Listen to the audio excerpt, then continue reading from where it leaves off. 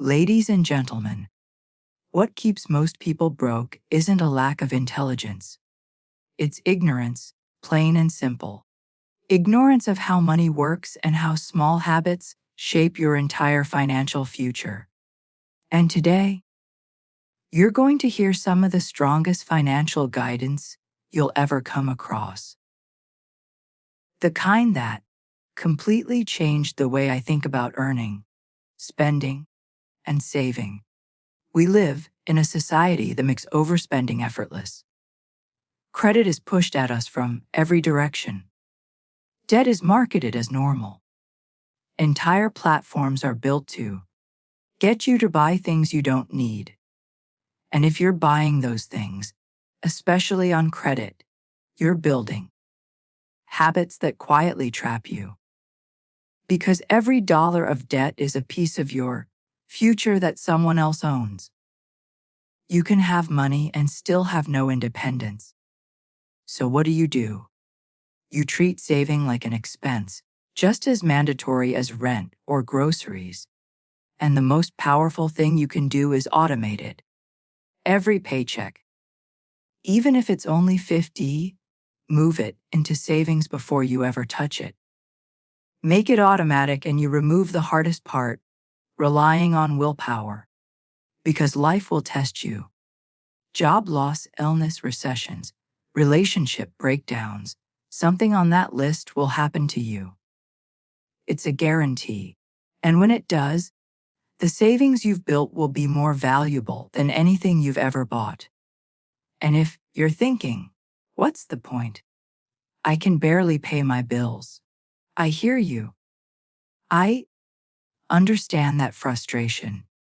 But I want you to know this. Your ability to build stability, freedom, and financial independence is absolutely in your control. It doesn't matter where you come from, how much you earn, or what your past looks like. Wealth isn't about being the smartest person in the room. It's about how you think and behave with money. Behavior is something every one of us can change. I've seen people with no degree, no special background, nothing but discipline and patience become incredibly stable and successful financially. And I've seen people with elite education, elite jobs, elite opportunities go completely broke. That's the difference. In most fields, the untrained can't outperform the expert. But with money, behavior beats brilliance every single day. And that means your starting point doesn't matter. What matters is what you choose to do next. This happens with money because it's not about what you know. You don't need secret formulas, and you don't need special connections. If you get your thinking right and your behavior right, you can do well. Patience. Keeping your expectations in check, not comparing yourself to other people, and using money as a tool to build a better life instead of a yardstick to measure yourself against others. This is simple stuff. And the truth is about 99% of what you need to succeed with money is already in your control. For a long time, I made the same mistake a lot of people make. I believed there was some hidden formula, some private club for rich people. That it all came down to who you know or where you went to school. But that's focusing on the wrong things. What actually matters are behaviors, real, learnable behaviors that help you get good with money. And the reality is, they're not complicated. They're not easy, but they are simple and they're fully within your control. If you can focus on your own goals, instead of constantly comparing yourself to others. If you can save a portion of what you earn, live even slightly below your means, invest consistently and stay patient, that alone puts you ahead of most people. That's not advanced finance. That's not Wall Street jargon or complicated formulas. That's a basic, almost kindergarten level list, and it works. Part of this is redefining what financial success actually means. We're not talking about private jets or islands. For most people, real financial success looks like stable housing for their family, a financial cushion in case of job loss or a medical emergency, the ability to retire with dignity, and the freedom to spend time with the people they care about. Those are strong, meaningful goals, and that level of success is achievable for almost everyone. Money is meant to be a tool to support your life, not a scoreboard to rank yourself against others.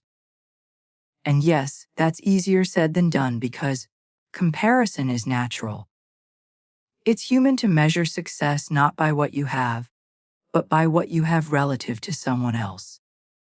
Your neighbor, your coworker, your sibling. But what makes this harder? Today than ever before, comparison is no longer limited to a small group of people. Before we fully dive in, I just ask for one small thing. If you can take a second to like or hype the video, it really helps to reach more people who might need these words today. Thank you. Now, your comparison group is an algorithm.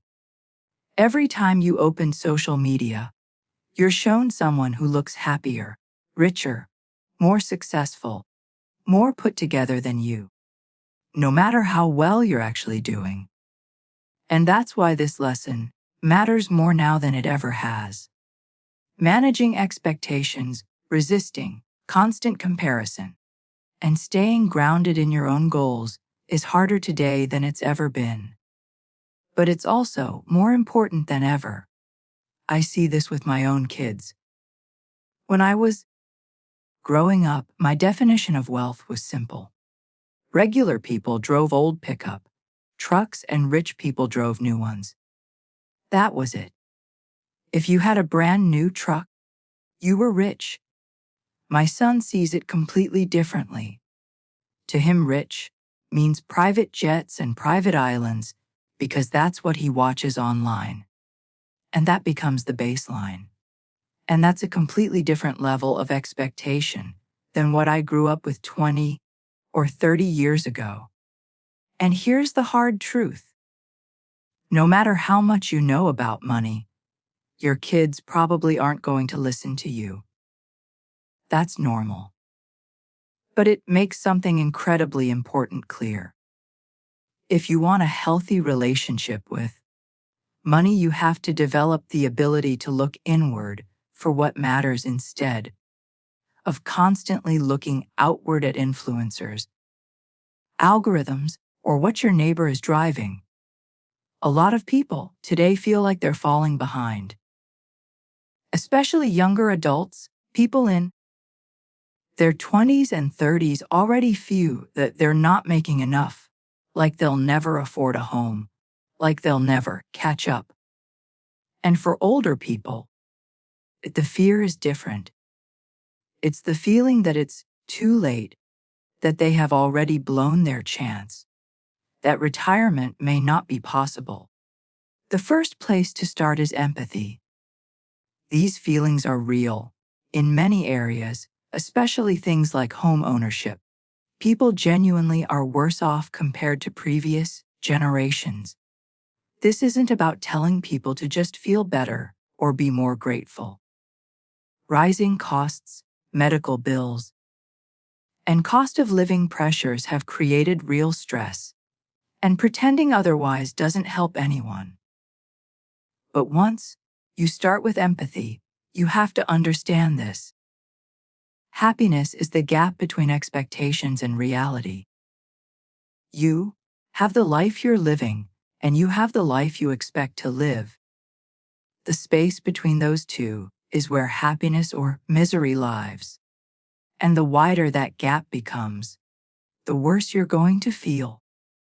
So when someone is panicking because they thought they'd be further along financially, worried they'll run out of money, or never be able to retire, in many cases, the issue isn't income, It's expectations.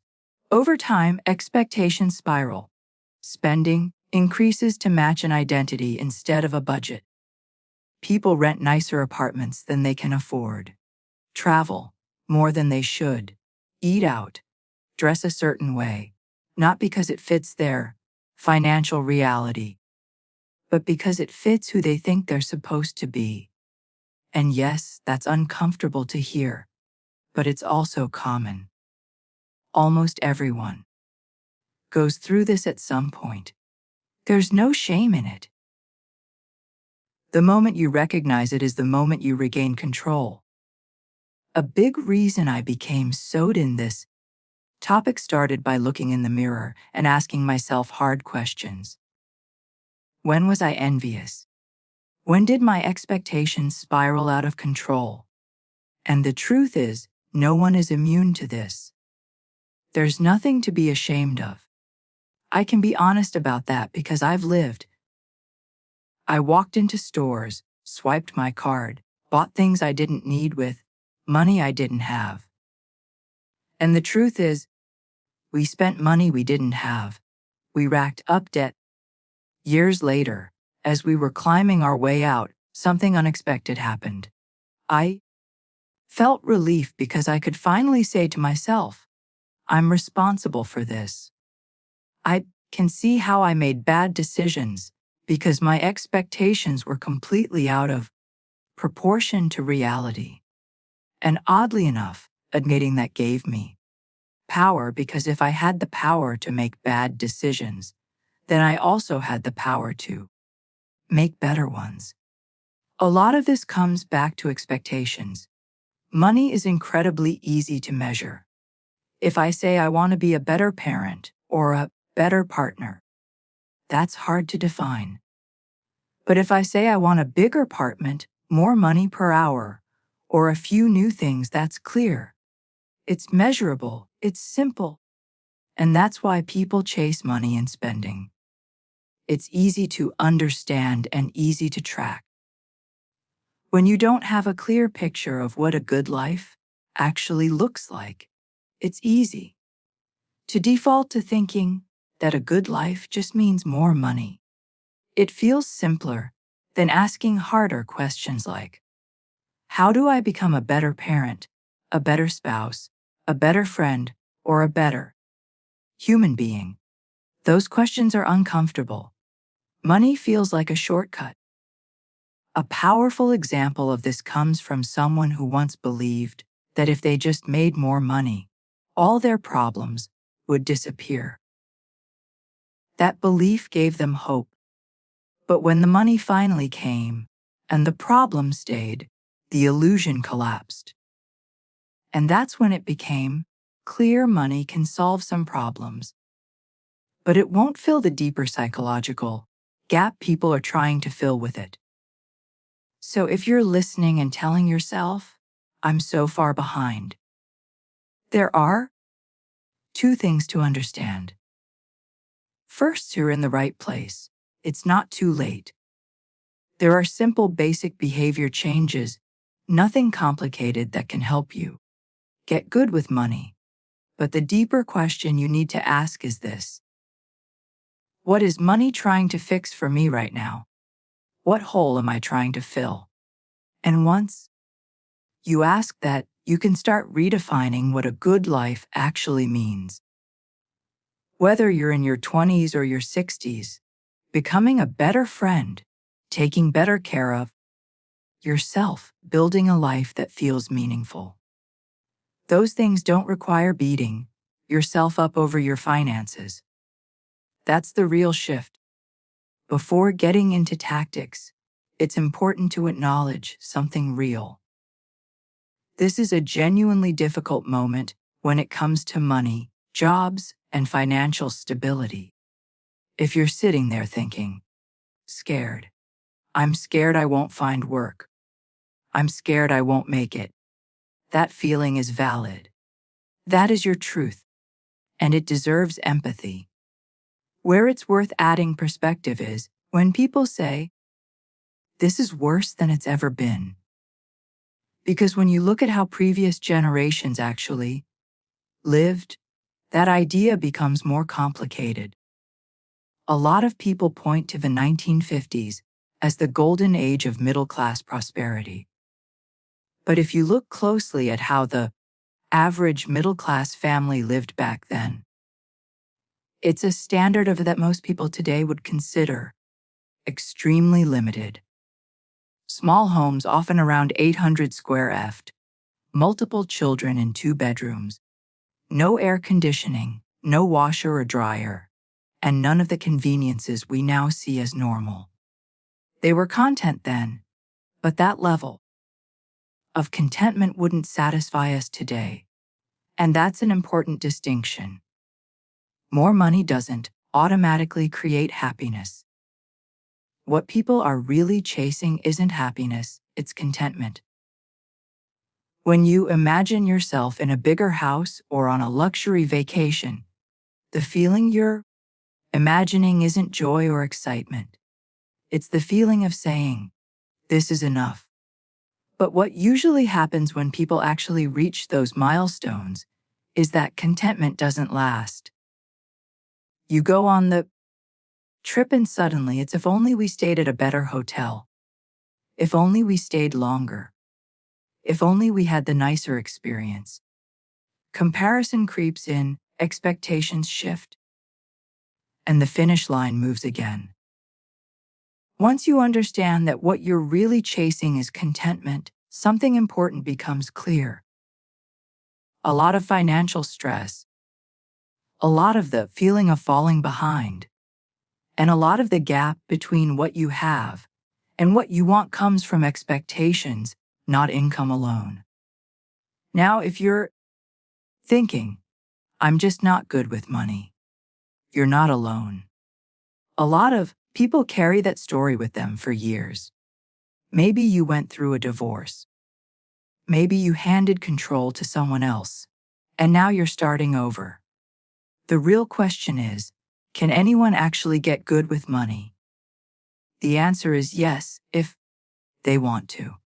Because this isn't complicated. It's basic arithmetic. Spend less than you make. Save the difference. That's it. You could explain this to a 5-year-old, saying, "I'm not good with money," often becomes a way to opt out of responsibility. Bad financial habits are easy. We live in a world that encourages overspending, debt, and instant gratification. If that's what you want, it's effortless. But the moment you decide you want something different, this becomes manageable for anyone. It's not about intelligence. It's about choice. This conversation reminds me of something I once heard a musician say. Everyone loves the story about how they had to live in their car for a year while they were starting out. But nobody actually wants to live in their car for a year. And that applies to money too. If you're in debt, getting out of it is going to require sacrifice. It usually means a downshift in lifestyle compared to what people used to. A lot of people who say, "I'm not good with money," what they're really saying is, "I don't want to make the sacrifice." And that's an honest truth. But here's the interesting part. People are actually very willing to suffer if the goal is noble enough. Humans will work hard, struggle, and endure discomfort when they believe the outcome is worth it. So the question becomes, what is the noble goal of getting good with money? If the goal is just to make more money, that's not very motivating. But if the goal is contentment, being okay with your life, that changes everything. For me, and for most people I've seen do this well, the real goal isn't being rich. It's independence. It's waking up and knowing you can choose how you spend your day. Money becomes a tool to support that freedom, not a scoreboard. I have no interest in flashy cars or massive houses. I want control over my time and my choices. I've seen people with very little money who were completely independent, beholden to no one, influenced by no one, and they lived incredible lives because of it. And I've seen people with enormous wealth who were completely trapped by expectations, opinions, and pressure. For them, money became a financial asset, but a psychological liability. It controlled their identity. Here's a thought experiment I come back to often. Imagine living on a deserted island with your family. No one can see your house, your car, your lifestyle. If no one was watching, what would you choose? In that situation, most people instantly shift from status to utility. Status disappears when there's no audience. What matters is what actually supports a good life. And that's where the difference becomes clear. The things that impress others are often not the things that serve you and your family. You can make an enormous amount of money and still feel like you're falling behind if you're chasing other people. There's a saying that everyone envies what you have, but no one envies what it took to get there. We see the house, the car, the clothes, but we don't see the stress, the sacrifices, or the costs that came with them. That's why financial envy is so misleading. You're comparing your reality to someone else's highlight reel without knowing what else is happening in their life. And it's why studies showing that wealth doesn't guarantee happiness are so hard to accept. People hear that and think, I'll be the exception, or let me experience it myself. Because the belief that more money will solve everything is incredibly powerful. And for people who've been there, the message is usually the same. Money can help. It just helps a lot less than you think. After more than 2 decades of studying, researching, writing, and teaching about money, the single biggest thing that keeps people broke is comparison. That constant feeling that other people have more, are doing better, and are happier. Once you step onto that treadmill, there's no finish line. There is no moment where you finally say, this is enough. Because the goalpost keeps moving. If you think a bigger house will do it, it won't. If you think a raise will finally make you feel secure, it won't. And when you're on that treadmill, it becomes almost impossible to ever feel like you're doing well financially. You don't need that much to feel content. Once your basic needs are covered, food, shelter, stability, everything beyond that moves from what you need into what you want. And most of us know this intuitively.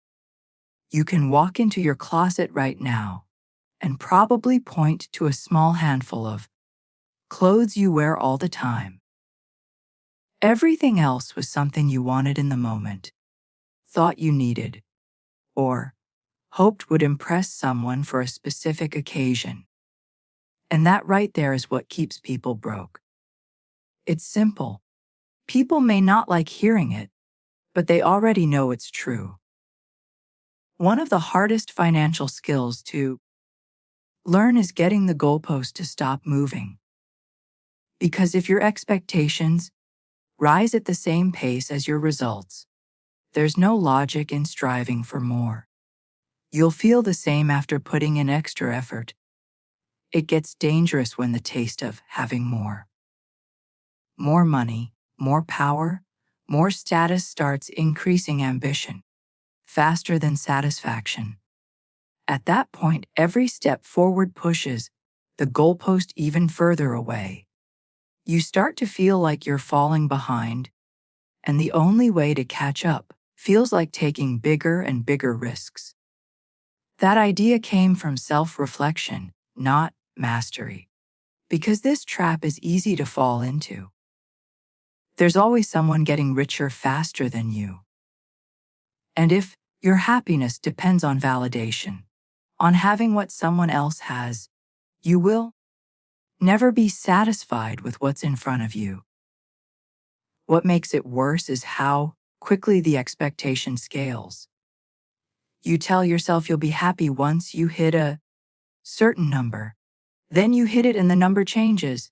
10,000 becomes a 100,000. A 100,000 becomes a million and it keeps growing. I experienced this firsthand. As soon as some financial pressure eased, or I got a small reward at work, I immediately upgraded the things I was already buying. That pattern is incredibly common. And to be clear, spending money isn't inherently bad.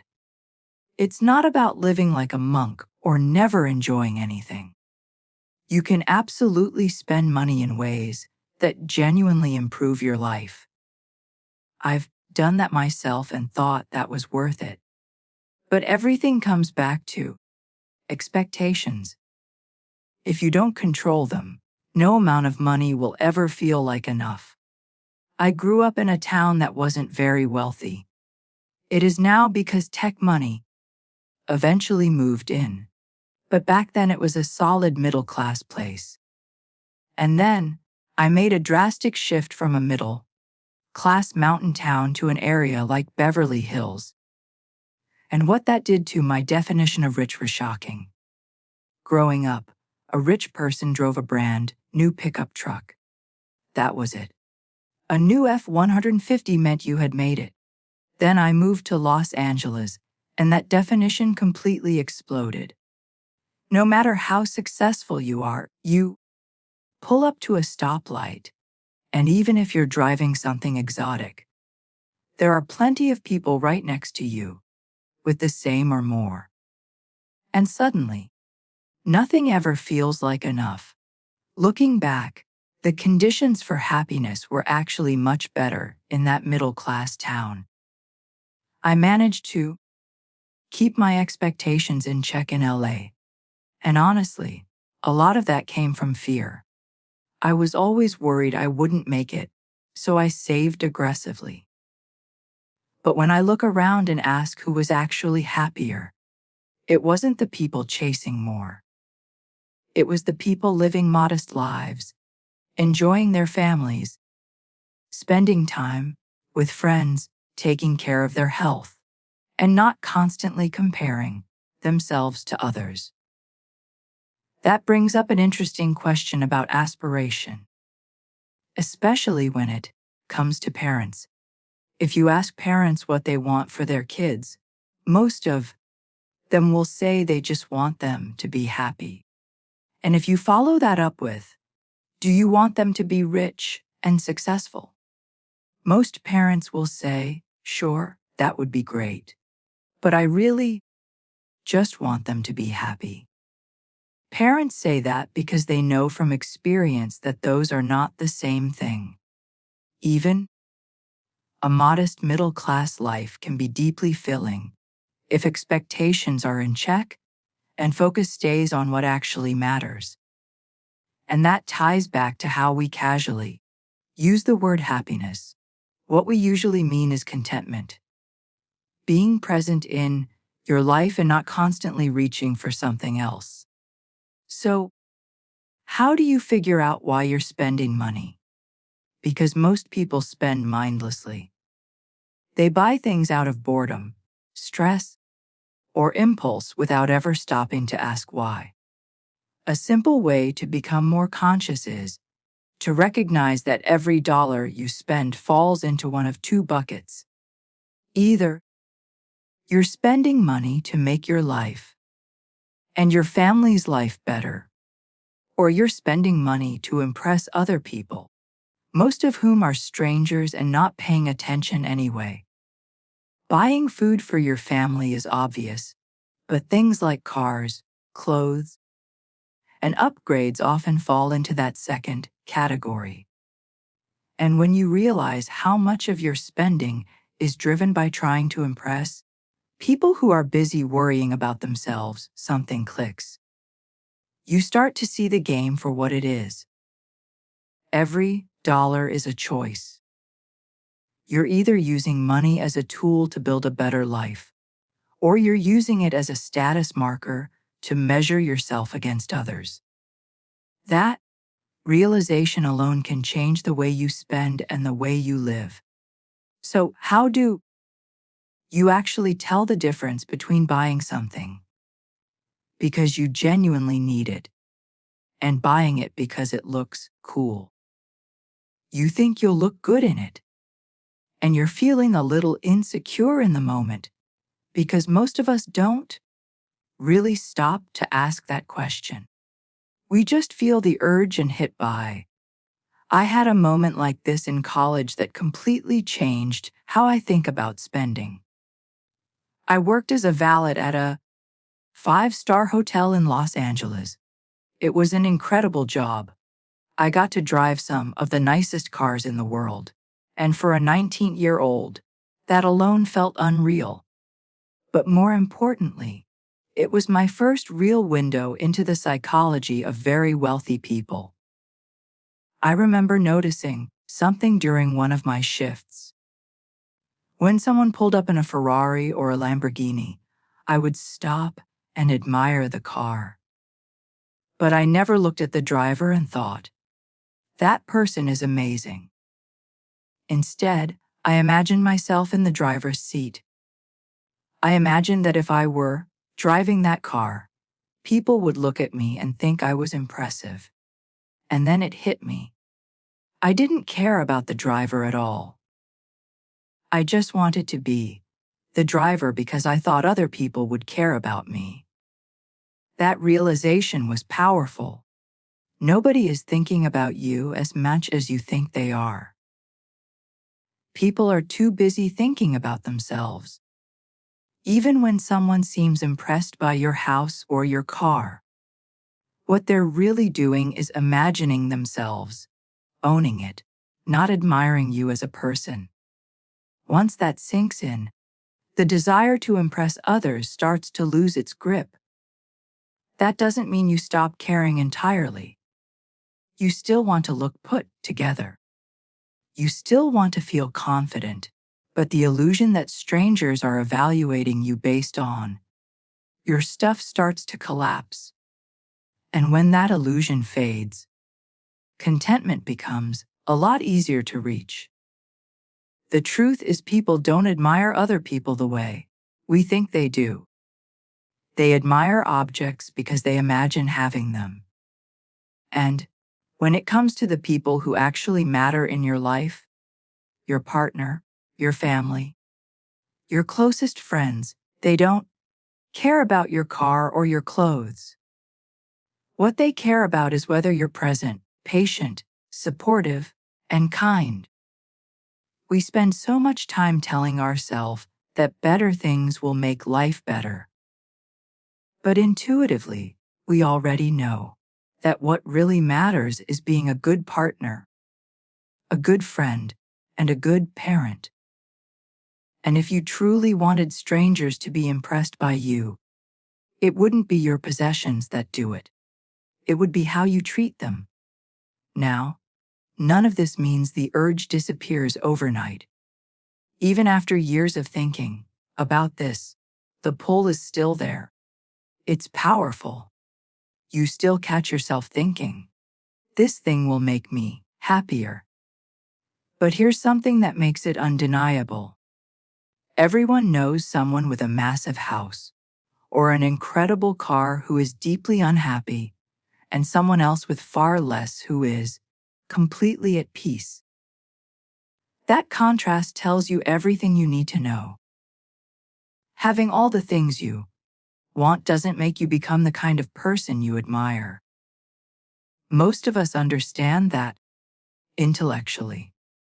But if you have bad spending habits, the real question is how you actually change them. And the place to start isn't budgeting. It's understanding why those habits exist in the first place. What hole are you trying to fill? What has buying these things actually done for your happiness in the past? And for most people, if they're honest, the answer is very little. That's why This process has to start with some self-reflection. You have to sit with yourself, literally or figuratively, and ask, what am I trying to achieve? Who do I want to become? Do I want that? And why do I think these purchases are the way to get there? For a lot of people, overspending shows up as binge behavior. It becomes a stress release, a pressure valve. In your mind, the story is that if you buy these things, the problem will go away. And maybe it feels that way for a moment. But almost never does spending actually fix the emotional issue underneath it. What it does do, especially when it's done on credit, is trade short-term relief for long-term pain. That new sweater might give you a day or two of excitement, but paying it off can follow you for months, years, or even decades. And every dollar of debt you take on from bad spending habits is a piece of your future that no longer belongs to you. It's your time, your freedom, your choices owned by someone else. The opposite is also true. Every dollar you save is a piece of your future that you own, a piece of independence you've taken back. I've thought about it this way since I was young. Every dollar saved felt like reclaiming a dollar of my future. That mindset completely changed my relationship with money. Saving wasn't about buying something later. It was about buying freedom. Now, when I save money, I don't think about what I'll spend it on someday. I think about what it gives me today. If I save 100, I see that as purchasing 100 of independence. That money gives me peace of mind right now. It lets me sleep better tonight. It gives me more control over my life today, not in some distant future. A lot of people struggle with saving because they don't understand its purpose. If you're barely getting by, putting away 20 can feel pointless. It feels like, why even bother? I might as well spend it now. And if you see saving as delayed gratification, that logic makes sense. But that's the wrong frame. Saving isn't delaying happiness, it's buying it. When you realize that even a small amount of savings increases your independence immediately, the entire game changes. That 20 isn't about the future. It's about feeling more secure, more capable, more in control right now. Most people think the flex is the car, the house, or the clothes. But real flex is independence. The ability to wake up and choose how you spend your time. And here's the part most people miss. You don't need extreme wealth to have that. You can have independence at a relatively modest level of income and assets. Some of the most independent people have very little, and some of the wealthiest people in the world have none at all. You can be completely beholden to the opinions and expectations of other people no matter how much money you have. There are multi-billionaires who are far less independent than people with almost nothing. And that's an empowering realization because independence isn't a number. It's a feeling. It's a story you tell yourself about how much control you have over your life. There is no financial level where you suddenly become free. You can have very little money and feel completely independent. And you can have an enormous amount of money and feel trapped. That mindset carries directly into investing as well. Long-term success in investing has very little to do with being clever or having inside information. It has everything to do with long-term thinking and avoiding jealousy-driven behavior. The engine behind that is compound interest. At its simplest, compounding means this. If you invest 100 and earn 10% in a year, you now have 110. The next year you earn 10% not just on the original 100, but on the full 1 in 10. So your gains start earning gains of their own. Over time, that growth accelerates. Extend that over decades, 30, 50 years, and the results become extraordinary. A powerful example of this is the most successful investor of all time. Nearly all of his net worth, roughly 99% of it, was built after the age of 60. Not because his return suddenly became incredible, but because he let compounding work for a very long time. That's the key insight. Investing success isn't about how high your returns are in any given year. It's about how long you can keep going. And that's what makes this so empowering for ordinary people. You don't need to beat Wall Street. You don't need to outsmart hedge funds or have elite connections. If you can be an average investor for an above average amount of time, you can end up with extraordinary results. In fact, if you're average for 30 years, you'll outperform most professionals. I've seen this firsthand. People with no financial background, no special education, no insider knowledge, just patience, discipline, and consistency. Investing a little bit every month, year after year. Never trying to time the market. Never panicking, never chasing trends. Over 40 years, that approach quietly compounds into results that rival top professionals. And it happens without doing anything fancy. The only real skill involved is patience. That's why short-term comparisons are so destructive.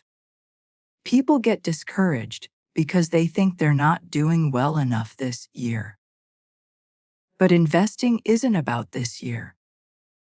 It's about how long you can stay in the game. There are professional investors who were never the top performer in any single year, never impressive in the moment, but over decades they ended up the best. The same principle applies to getting out of debt. There's no trick, no shortcut. It's years of consistently spending less than you earned, lowering lifestyle expectations, and patiently clawing your way forward. It's not glamorous. It's slow, but it works.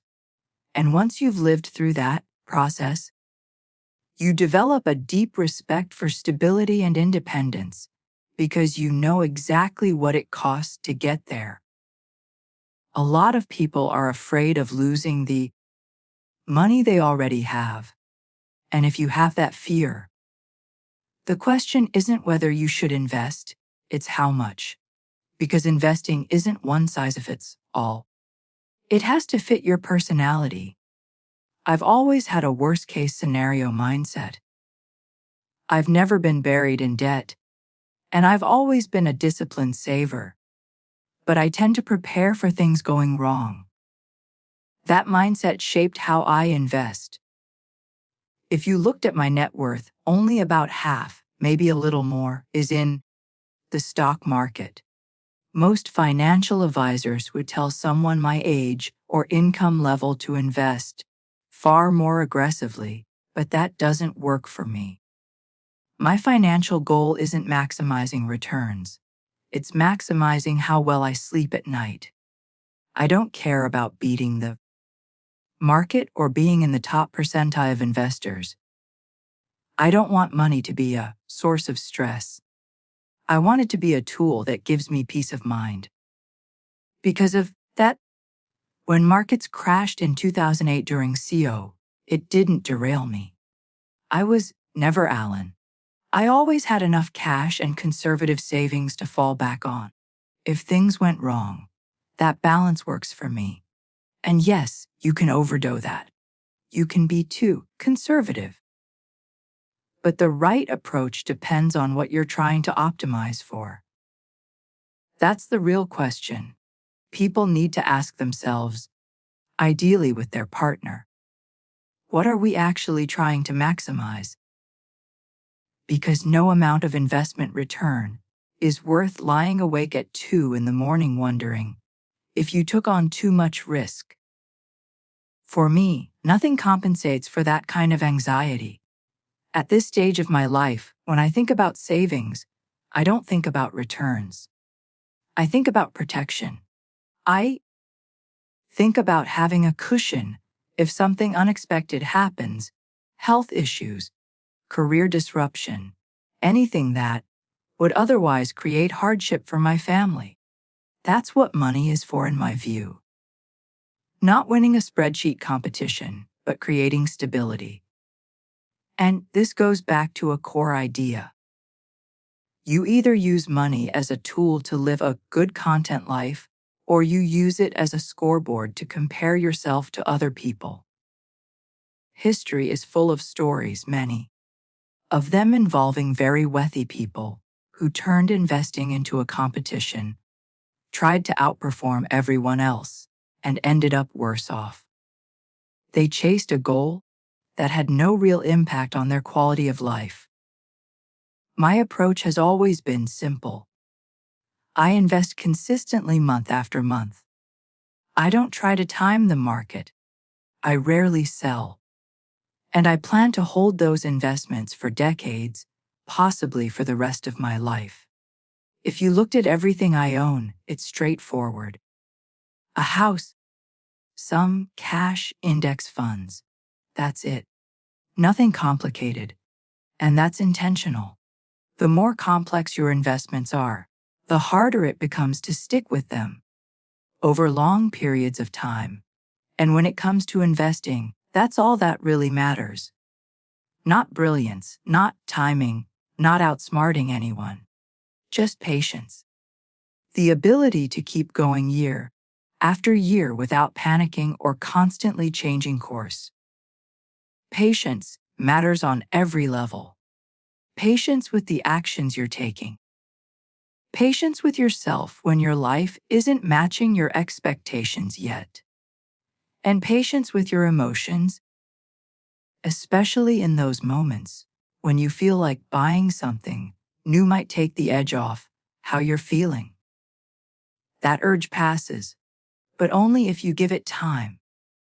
For someone who's never invested before, who feels intimidated by the stock market or avoids even looking at their money, the most important thing to understand is this.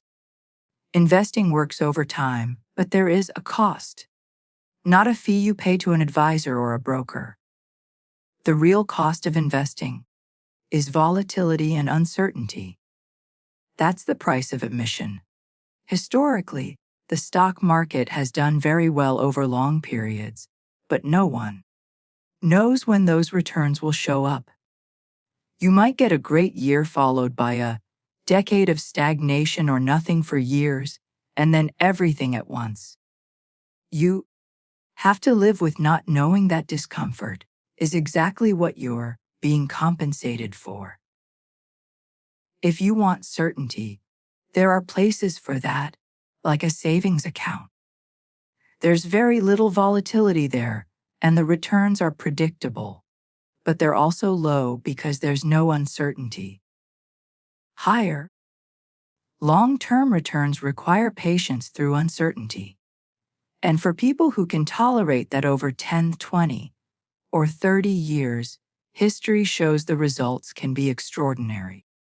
This ties into an important distinction between being rich and being wealthy.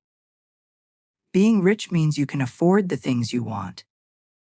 You can pay your bills, buy what you like. Wealthy is something different. Wealth is the money you're not spending. It's savings. It's investments. It's the cushion that gives you independence, both financial and psychological.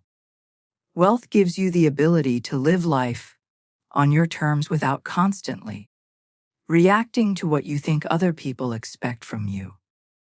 And history offers powerful examples of the difference. One of the richest families the world has ever known accumulated wealth on a scale that's almost impossible to imagine. And instead of dispersing it thoughtfully, it was passed down generation after generation with the expertise would simply spend as extravagantly as possible. The result wasn't fulfillment. It was misery. Biographies from those families show a pattern of unhappiness, lack of purpose, and complete dependence on social expectations. These were people who had everything money could buy, yet no real independence. Their lives, even their personal choices, were dictated by the weight of wealth and the expectations attached to it. They were rich beyond belief, but they weren't free. And that contrast matters because it shows that money alone doesn't create independence. How you relate to it does. One of the most interesting parts of that story is that today almost all of that money is gone. There are still a few heirs with some wealth, but for the most part it disappeared. And the first person in that family line to receive no trust fund, no inheritance, was someone many people recognize today. He's talked openly about how being the first in generations who was told you have to figure it out yourself was probably the best thing that could have happened to him. He had to build his own career, earn his own money, and find his own path. And by his own account, that independence played a major role in his fulfillment. That contrast says everything. The richest family in the world, by any historical measure, ended up with very little real wealth in the way that actually matters. They had money, but they didn't have independence. They didn't have the freedom to live life on their own terms. And that's the real difference between being rich and being wealthy. It always comes back to one question. What are you actually using money for? When you're clear on that, it changes everything. How you earn, how you spend, and how you save. Because when you frame it honestly, the choice becomes obvious. Would you rather earn a modest income, have strong relationships, good health, a stable marriage, time with your kids, and real friendships? Or would you rather earn a massive income while living a life full of stress, broken relationships, poor health, and constant pressure? When you lay it out that way, the answer is clear. And yet, even that, the pull of more money is still powerful. Most people believe they'll be the exception, the one who gets everything without the trade-offs. Everyone thinks that. So, if you're in your 30s just starting out, maybe not saving much yet, the most important advice isn't complicated. Most financial problems don't come from a lack of intelligence. They come from lack of awareness. Many people genuinely don't know how much money they make or how much they spend each month. If you ask them, they either couldn't tell you or they'd guess and be wrong. The simplest habit that creates the biggest change is awareness. Check your bank balance every day. It takes seconds. Just know what's coming in and what's going out. That awareness alone changes behavior. It's the modern version of balancing a checkbook. Knowing where you stand down to the dollar builds control and confidence over time. And the other key idea is this. Financial independence isn't all or nothing. It exists on a spectrum. Saving 20 might feel pointless, but every dollar you save is a piece of your future that you own. Every dollar adds a little more comfort, a little more resilience, a little more protection against job loss, medical issues, or unexpected expenses. Independence isn't built in one big moment. It's built $1 at a time. If you see independence as all or nothing, either you're wildly rich or there's no point, I understand why saving feels pointless. Why bother? But When you see every dollar you save as a piece of your future that you control, everything changes. That dollar is a better night of sleep down the road. It's peace of mind. And it's not idle money. It can give you satisfaction right now today, simply by knowing it's there. Some of the best financial decisions I've ever made weren't things I did. They were things I didn't do. In my early 20s, I almost bought a house I couldn't really afford.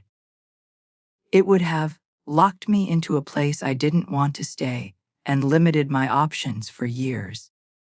Renting instead gave me freedom. I could move to where the opportunities were. I could adapt. Looking back, that flexibility was an incredible gift. Even though at the time, it didn't feel like the right move according to society's expectations.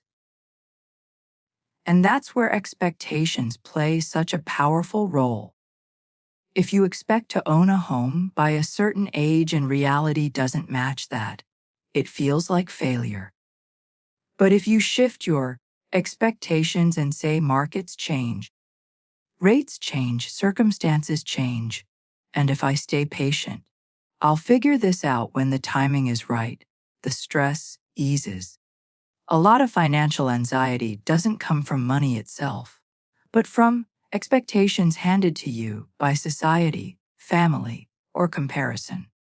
Another major shift for me was realizing how important saving is compared to the constant obsession with making more money. For a long time, I thought earning more was the solution. But what really matters is how much you need to be content. If you don't need much to live a good life, that becomes a superpower for saving. Think of one person needs $10,000 a month to feel satisfied, and another needs a fraction of that to feel just as content. The second person is getting far more leverage from their savings. The gap between expectations and reality is what supercharges financial security. When I was younger, saving even a small amount made a massive difference. The wealthiest I've ever felt was when I had $5,000 in the bank. At that stage of my life, it felt enormous, almost unreal. Looking back, it's striking how powerful that feeling was then and how muted it would feel now. That's what rising expectations do. They quietly rob you of a sense of progress and satisfaction you once had. The value of your savings isn't just about the number. It's about what that number means relative to the life you're trying to live. And once you understand that, saving feels completely different. As for shifting focus away from obsessing over earning more, it always comes back to independence. You can make a high income and still have no freedom if every dollar is already spoken for. But with reasonable expectations and a lifestyle that fits them, even modest, savings can give you real security and contentment. Ambition isn't bad. Wanting to earn more is natural and healthy. But there's a powerful difference between wanting more and needing more. Having savings that tell you even if something went wrong, I'd be okay changes how you live. And at this stage of life, especially with a family, that sense of stability matters more than anything else. Even if income disappeared tomorrow, we'd still be okay because of the savings built over decades. That's the difference. Income is fragile. Savings are resilient. Over the course of your life, the odds that your income drops to zero at some point are extremely high, almost guaranteed. It might be brief or it might last longer, but it will happen. And when it does, the savings you built beforehand become the most valuable thing you own. That's why saving should be treated like an expense, just like rent or food. If you see saving as optional, it's almost inevitable that it gets skipped. But when you view it as essential, it becomes the most important part of your financial life. Life is fragile, careers are fragile, economies are fragile. We live in a constant state of uncertainty. And savings are how you protect yourself against that reality. Even if you have no interest in learning about money, you still have an obligation to respect it. Just like your health. You can ignore it if you want, but it will affect your life whether you like it or not. A simple way to make saving a habit is the 10% rule. No matter how much you earn, save 10%. If you earn 50, save 5. If you earn a 100, save 10. The amount doesn't matter nearly as much as the habit. Anything is exponentially better than nothing. I still remember being young and transferring small amounts, 5 out of 10, $15, into savings. It might sound meaningless, but it wasn't. That was a meal in my future. That was peace of mind I didn't have before. That mindset compounds just like money does. Another powerful tool is automation. Whenever you can remove behavior and emotion from the equation, you should set your bank to automatically move money into savings every paycheck. We're all emotional. We're all biased and more automate. The better your long-term outcomes will be. And if you're thinking, what's the point? I can barely pay my bills. Hear this clearly. You're not alone. There's nothing to be ashamed of. Millions of people are in the same position. Feeling guilt or embarrassed is common, but it's misplaced. It doesn't make you a bad person. The most important thing to understand is that this is within your control. There are countless examples of people from the most modest backgrounds who built stability through patience and discipline. The starting point doesn't matter nearly as much as the behavior. When he passed away, he left millions of dollars to charity, and people were stunned. How does a janitor, a gas station attendant, end up with that kind of money? The answer wasn't brilliance or luck.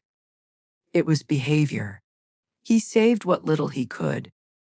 10 here, 20 there, maybe a 100 in a year. He invested it in the stock market and then did the hardest part. He left it alone for decades, 70 years of patience. That was the entire story. And that's the point. With the right mindset and the right behavior, you don't need much else to achieve extraordinary results over time. Consistency and patience do most of the work. One of the most important lessons in all of this is the idea that enough is better than more. Wanting less can improve your well-being just as much as earning more money. And desiring less doesn't mean giving up or living joylessly. It's actually the opposite. Contentment is what allows you to truly enjoy the house you live in, the clothes you wear, and the experiences you have. Having enough doesn't mean you lose ambition. You can still work hard, aim higher, and want to earn more year after year. But at the same time, you have to manage your expectations because wealth isn't just what you have. It's the gap between what you have and what you want. The wider that gap is, the worse you feel. The narrower it is, the better you feel. The goal isn't to kill ambition. It's to combine aspiration with appreciation. The problem is that gratitude isn't natural. Our default setting is always wanting more and believing that more will finally make us happy. Being intentional about gratitude takes effort. But every psychologist will tell you the same thing. Nothing is more powerful for long-term well-being than keeping expectations in check and appreciating what you already have. There's a powerful example of this from one of the greatest scientists who ever lived. Despite living most of his adult life with a severe physical condition that took away almost all bodily control, he described himself as deeply happy and grateful. When asked about the secret to his happiness, his answer was simple. His expectations were reduced to zero early in life, and everything that after felt like a bonus. That perspective didn't erase hardship, but it made gratitude easier. And while no one hopes for trauma or loss, it's often through difficult moments, job loss, divorce, setbacks, that people are forced to recalibrate expectations and start appreciating what they still have. The takeaway is this: if you're living paycheck to paycheck, if you feel behind, if you have no savings, you are not stuck. Comparison, unrealistic expectations, and lack of awareness are not permanent conditions. They're habits, and habits can be changed. The moment you stop comparing yourself to others, bring expectations back to reality, and recognize that small, consistent actions matter, you gain a foothold. From there, change becomes possible. I remember reading a story years ago about a family whose house burned down completely. A husband, a wife, and their children lost everything. The home they had grown up in and the future they had imagined. In the middle of the devastation, with everything gone, the mother gathered everyone together and said, "Everything we need to be happy is right.